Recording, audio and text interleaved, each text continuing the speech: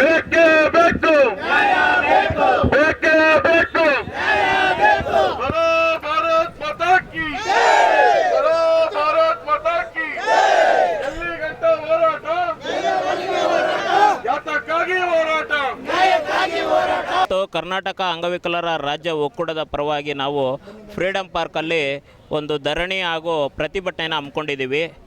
ಬೀದರಿಂದ ಬೆಂಗಳೂರವರೆಗೂ ಕೈಕಾಲು ತೊಂದರೆ ಇರುವಂಥ ನಾವು ವಿಕಲಚೇತನರು ಸರ್ಕಾರ ಕಡೆಗಣಿಸಿರೋ ವಿರುದ್ಧವಾಗಿ ನಾವು ಈಗ ಬಂದು ಇಲ್ಲಿ ಧರಣಿ ಕೂತ್ಕೊಂಡಿದ್ದೀವಿ. ಇದುವರೆಗೂ ಕೂಡ ಯಾವುದೇ ಸರ್ಕಾರಿ ಅಧಿಕಾರಿ ಆಗಲಿ ಸಚಿವರಾಗಲಿ ಯಾರೂ ಕೂಡ ಬಂದು ನಮ್ಮನ್ನು ಏನು ಅಂತ ಕೇಳಲಿಲ್ಲ.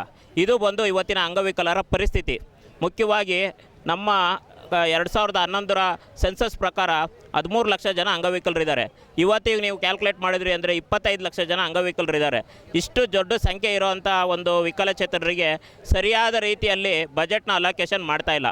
ಪ್ರತಿ ವರ್ಷ ಏನಾಗುತ್ತೆ ಅಂದರೆ ವಿಕಲಚೇತನರು ಈ ಬಜೆಟಲ್ಲಾಗುತ್ತೆ, ಮುಂದಿನ ಬಜೆಟಲ್ಲಾಗುತ್ತೆ, ಬರೀ ಏನು 1,000 ರೂಪಾಯಿ 2,000 ರೂಪಾಯಿ ನಮಗೆ ಪ್ರತಿ ತಿಂಗಳು ಮಾಸಾಶನ ಹೆಚ್ಚಿಗೆ ಮಾಡ್ತೀವಿ ಅಂತೇಳಿ ಇದನ್ನೇ ಕೇಳೋದಾಗಿದೆ ಹೊರತು ನಾವು ಸಂಪೂರ್ಣವಾಗಿ ಸರ್ಕಾರದಿಂದ ಯಾವುದೇ ಒಂದು ಸಹಾಯನ ಪಡೀತಾ ಇಲ್ಲ. ಇವತ್ತಿನ ದಿನ ಇದೆಲ್ಲ ಹಿಡ್ಕೊಂಡು ನಾವೊಂದು 7 ಬೇಡಿಕೆಗಳನ್ನ ಹಿಡ್ಕೊಂಡು ಇವತ್ತಿಲ್ಲಿ ಪ್ರತಿಭಟನೆಗೆ ಹಮ್ಮಿಕೊಂಡಿದ್ದೀವಿ. ಮುಖ್ಯವಾಗಿ ಬಂದು ರಾಜಕೀಯ ಮೀಸಲಾತಿ, ಎಲ್ಲರಿಗೂ ಮೀಸಲಾತಿ ಇದೆ. ಈಗ ತಮಿಳುನಾಡಲ್ಲಿ ಮೀಸಲಾತಿ ಕೊಟ್ಟಿದ್ದಾರೆ. ನಮ್ಮ ಕೂಗು ನಮಗೆ ಗೊತ್ತಿರೋದು, ನಮ್ಮ ಕಷ್ಟ ನಮಗೆ ಗೊತ್ತಿರೋದು. ಹಾಗಾಗಿ ವಿಕಲಚೇತನರಿಗೆ ರಾಜಕೀಯವಾಗಿ ಮೀಸಲಾತಿ ಬೇಕು ಅಂತೇಳಿ ಮುಖ್ಯವಾಗಿ ನಾವು ಇದು ಮಾಡ್ತಾಯಿದ್ದೀವಿ. ಎರಡನೇದು, ಈ ಸಾಲಿನ ಬಜೆಟಲ್ಲಿ ದ್ವಿಗುಣ ಬಜೆಟ್ ಇಡಬೇಕು. ಜನಸಂಖ್ಯೆ ಆಧಾರದ ಮೇಲೆ ಹಾಗೂ ಲಿವಿಂಗ್ ಕಾಸ್ಟ್ನ ನೋಡಿ ನಮಗೆ ಬಜೆಟಲ್ಲಿ ಅಲೋಕೇಶನ್ ಮಾಡಬೇಕು ಅಂತ ನಾವು ಕೇಳ್ತಾ ಇದ್ದೀವಿ. ಹಾಗೆ ಶಕ್ತಿ ಯೋಜನೆಯಲ್ಲಿ ಈಗಾಗಲೇ ಮಹಿಳೆಯರಿಗೆ ಬಸ್ ಪಾಸ್ ಫ್ರೀಯಾಗಿ ಓಡಾಡ್ತಾ ಇದ್ದಾರೆ. 50% ಇರೋವಂಥ ಮಹಿಳೆಯರಿಗೆ ಫ್ರೀಯಾಗಿ ಕೊಟ್ಟಿದ್ದಾರೆ. ಕನಿಷ್ಠ ಪಕ್ಷ 2ರಿಂದ 2.5 ಲಕ್ಷ ಜನ ಬಸ್ಸಲ್ಲಿ ಓಡಾಡ್ತಾರೆ ವಿಕಲಚೇತನ ಪುರುಷರು. ಅವ್ರಿಗೂ ಕೂಡ ಇವು 660 ರೂಪಾಯಿ ಕಟ್ಬಿಟ್ಟು ನಾವು ಪಾಸ್ ತಗೋಬೇಕು. ಅದು 100 ಕಿಲೋಮೀಟ್ರ್ ಅಷ್ಟೇ ಮಿತಿ ಇದೆ. ಇದು ಸರ್ಕಾರಕ್ಕೆ ಕಾಣಿಸ್ತಾ ಇಲ್ಲ. ಹಾಗೆ URW MRW ಅಂತ ಮಾಡಿದ್ದಾರೆ. ಅವ್ರದ್ದು ಮಾಸಾಶ ತಿಂಗಳು ಬರೋಂಥ ಗೌರವಧನ ಸರಿಯಾಗಿ ಬರೋಲ್ಲ. ಅದು ಕೂಡ ಕನಿಷ್ಠ ವೇತನವೂ ಇಲ್ಲ, ಕಾಯಮಾತಿನೂ ಇಲ್ಲ. ಅದನ್ನು ಕೂಡ ನಮ್ಮ ಒಂದು ಬೇಡಿಕೆಯಲ್ಲಿ ಇಟ್ಕೊಂಡಿದ್ದೀವಿ. ಹೀಗೆ ಬಂದ್ಬಿಟ್ಟು ಮಾಸಾಶನ ಮುಖ್ಯವಾಗಿ ತಮಿಳುನಾಡು ಆಂಧ್ರ ಪ್ರದೇಶಲ್ಲಿ ತಗೊಂಡ್ರಿ ಅಂತ ಹೇಳಿದ್ರೆ ಅದಕ್ಕೂ ಇದಕ್ಕೂ ಅಜಗಜಾಂತರ ವ್ಯತ್ಯಾಸ ಇದೆ. ದಯವಿಟ್ಟು ಅದನ್ನು ಕೂಡ ನಾವು ಇದರಲ್ಲಿ ಒಂದು ಇದಾಗಿ ಇಟ್ಕೊಂಡಿದ್ದೀವಿ. ಹಾಗೆ ವಿಕಲಚೇತನ ಮಕ್ಕಳಿಗೆ ಸರ್ಕಾರಿ ಖಾಸಗಿ ಶಾಲೆಗಳಲ್ಲಿ ಸಂಪೂರ್ಣ ಉಚಿತ ಶಿಕ್ಷಣ ಬೇಕು ಅಂತೇಳಿ ನಮ್ಮ ಕೈಯಲ್ಲಿ ನಾವು ಕೆಲಸನೇ ಮಾಡೋಕ್ಕಾಗಲ್ಲ. ಹಾಗಿದ್ದಾಗ ನಮ್ಮ ಮಕ್ಕಳ ಪರಿಸ್ಥಿತಿ ಏನಾಗುತ್ತೆ? ಹಾಗಾಗಿ ಬಂದು ಇದನ್ನು ನಾವು ಮುಖ್ಯವಾಗಿ ತಗೊಂಡು ಹೋಗ್ತಾ ಇದ್ದೀವಿ.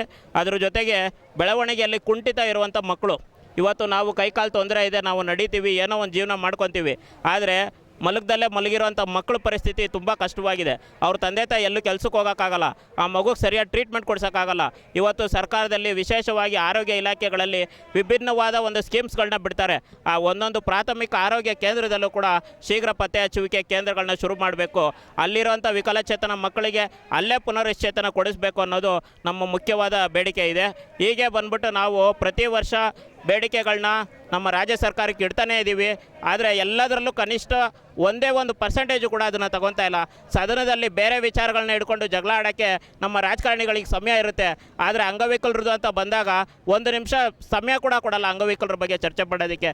ಇದನ್ನು ನಾವು ಇವತ್ತು ತೀವ್ರವಾಗಿ ಖಂಡಿಸ್ತಾ ನಮ್ಮ ಪ್ರತಿಭಟನೆಯನ್ನು ಹಮ್ಮಿಕೊಂಡಿದ್ದೀವಿ. ಇದು ಇಲ್ಲಿಗೆ ನಿಲ್ಲಲ್ಲ.